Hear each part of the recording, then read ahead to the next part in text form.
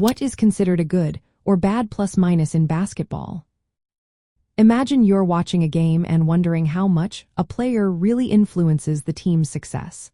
Well, plus or minus can give you a quick answer. It measures the point difference when a player is on the court. If the team scores more points than the opponents while that player is playing, the plus or minus is positive. If the team is outscored, it's negative.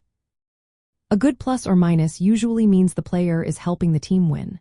For example, if a player has a plus or minus of +5, it means the team scored 5 more points than the opponents during their time on the court. That suggests they are making a positive impact. On the flip side, a negative number like -5 or worse shows the team is outscored when that player is playing, which might mean they are struggling to contribute.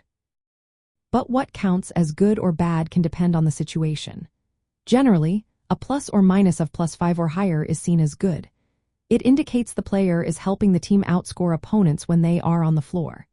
If the number is close to 0, like -2 to +2, it's usually considered average or neutral. A -5 or worse is often viewed as bad, showing the team is losing more points than they gain when that player is in the game. Keep in mind, plus or minus isn't just about one player's skill. It's affected by teammates, opponents, and game situations. For example, a player might have a bad plus or minus because they are on the court with weaker teammates or facing tough opponents. That's why analysts look at larger sample sizes, like many games, to get a clearer picture. Plus or minus helps coaches and analysts see how lineups perform together.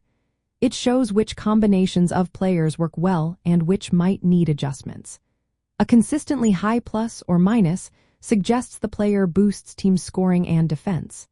A consistently low or negative number might mean it's time to rethink their role or playing time. Advanced versions of plus or minus, like adjusted plus or minus, try to account for team strength and game context. These give a more accurate view of a player's true impact. So, in simple terms, a good plus or minus is a positive number that shows the team scores more points than it allows when that player is on the court.